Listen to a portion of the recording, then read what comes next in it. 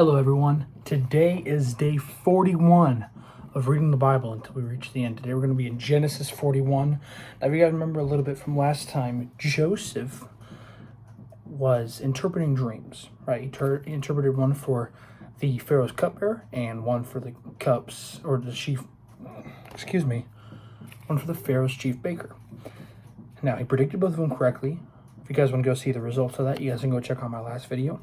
But today we're going to be talking about Pharaoh's dreams, because if you guys remember from our last time, the cupbearer didn't remember Joseph like he was supposed to. So we're going to go ahead and read this one. All right, so it's kind of a long one, so go ahead and buckle up, guys. All right, Genesis 41. When 2 full years had passed, so we're 2 years after the cupbearer was supposed to tell him. So Joseph has been in prison for 2 more years after he was supposed to have gotten out. Pharaoh had a dream. He was standing by the Nile when out of the river there came up 7 cows, sleek and fat, and they grazed among the reeds.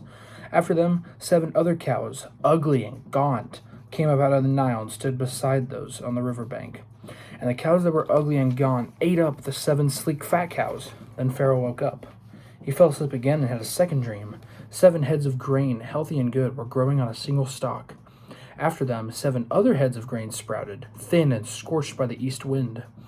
The thin heads of grain swallowed up the 7 healthy full heads. Then Pharaoh woke up. It had been a dream. In the morning his mind was troubled, so he sent for all the magicians and wise men of Egypt.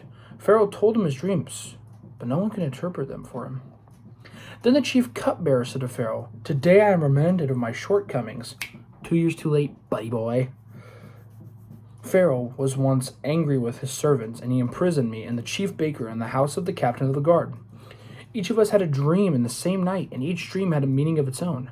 Now a young Hebrew was there with us, a servant of the captain of the guard. We told him our dreams, and he interpreted them for us, giving each man the interpretation of his dream. And things turned out exactly as he interpreted them to us. I was restored to my position, and the other man was impaled. Kind of just spoiled what happened in the last one, but if you guys want to go check it out, go right ahead. Verse 14. So the Pharaoh sent for Joseph, and he was quickly brought from the dungeon. When he had shaved and changed his clothes, he came before the Pharaoh. Pharaoh said to Joseph, "I had a dream, but no one can interpret it. But I've heard it said of you that when you hear a dream, you can interpret it." "I cannot do it," Joseph replied to Pharaoh, "but God will give Pharaoh the answer he desires."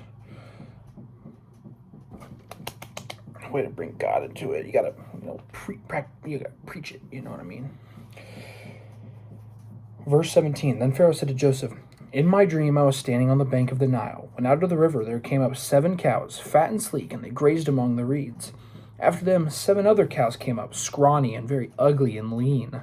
I'd never seen such ugly cows in all the land of Egypt. The lean, ugly cows ate up the 7 fat cows that came up first. But even after they ate them, no one could tell that they had done so. They looked just as ugly as before. Then I woke up. In my second dream, I saw 7 heads of grain, full and good, growing on a single stalk.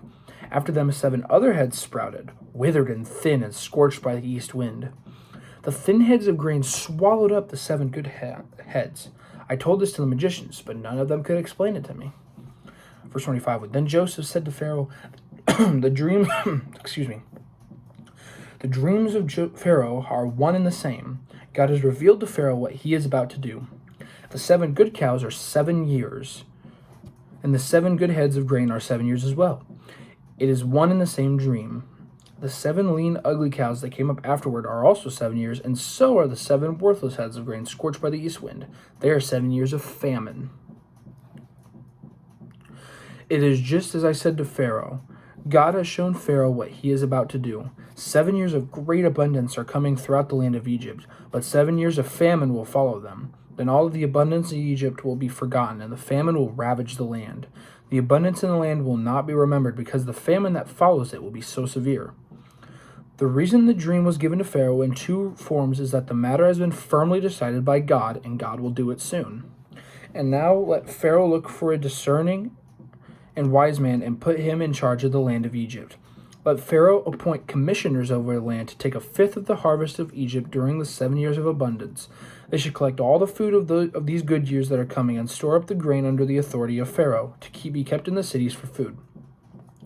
This food should be held in reserve for the country to be used during the 7 years of famine that will come upon Egypt, so that the country may not be ruined by the famine. The plan seemed good to Pharaoh and to all his officials. So Pharaoh asked them, "Can we find anyone like this man, one in whom is the Spirit of God?" Then Pharaoh said to Joseph, "Since God has made all this known to you, there is no one so discerning and wise as you. You shall be in charge of my palace, and all my people are to submit to your orders. Only with respect to the throne will I be greater than you." You just got promoted. He's basically second in command of Egypt now. And remember, literally like a day ago, maybe, he was in a dungeon for the past 2-3 years. And I think that's really, really cool how God can just take these awful situations and he can turn them into something very fruitful. And that is why I feel like a lot of people should just trust in God. I feel like he knows what he's doing. I mean, he's been doing this since this time. And I don't know why people don't put their trust in God. I know I don't do it. I don't know why I do it. I don't know why I don't put my trust in God. But I know that I should. Because one day, I'm going to be like, darn, God, you really put me in a great spot here. And I'm going to thank him a lot for that. All I got to do right now is I just got to trust him. I see a lot of, I see a lot of people online. And they talk about how, or I see the little bumper stickers. Sorry, I see the little bumper stickers that are like, Jesus is my co-pilot. And I'm like, nah, he should be the pilot. He should be the pilot. You should just sit back and relax. You should trust God. He has got this. He loves you. He wants you to succeed. And he has a plan for you. And that is why I feel like it's just so crucial just to trust God. Give him the... How do I say this? Give him the priority in our lives. All right. Verse 41. So Pharaoh said to Joseph, I hereby put you in charge of the whole land of Egypt. Then Pharaoh took his signet ring from his finger and put it on Joseph's finger. He dressed him in robes of fine linen and put a gold chain around his neck. I find this really funny because back when we were starting, Joseph got a fancy robe from his father, which is what got him into this. Sorry, back pop. Which is what got him into this whole situation. So I love how I just went full circle right here. Verse 43, he had him ride in a chariot as his second in command, and people shouted before him, make way! Thus he put him in charge of the whole land of Egypt. Then Pharaoh said to Joseph, I am Pharaoh, but without your word no one will lift hand or foot in all of Egypt. Pharaoh gave Joseph the name Zaphenath-Paneah, and gave him Asenath, daughter of Potiphera, priest of On, to be his wife. And Joseph went throughout the land of Egypt. Now whenever I read that, everyone's like, what is that name? It's Zaphenath-Paneah. So right here it actually is a little excerpt, and it says a little note. It says this Egyptian name probably means something like the god speaks and lives. Asenath, the name means belonging to the goddess Neith in Egyptian mythology. Potiphera, this name means he whom Ra, the sun god of Egyptian mythology, gave. So he whom Ra gave. Even though his father-in-law was the priest of a pagan god, Joseph and Asenath's sons were worshippers of the Lord, not Ra. Just a little excerpt just to kind of give you guys some depth. All right. Verse 46. Joseph was 30 years old when he entered the service of Pharaoh, king of Egypt. And Joseph went out from Pharaoh's presence and traveled throughout Egypt. During the 7 years of abundance, the land produced plentifully. Joseph collected all the food produced in these 7 years of abundance in Egypt and stored it in the cities. In each city he put the food grown in the fields surrounding it. Joseph stored up huge quantities of grain, like the sand of the sea. It was so much that he stopped keeping records because it was beyond measure. Before the years of famine came, 2 sons were born to Joseph by Asenath, daughter of Potiphera, priest of On. Joseph named his firstborn Manasseh,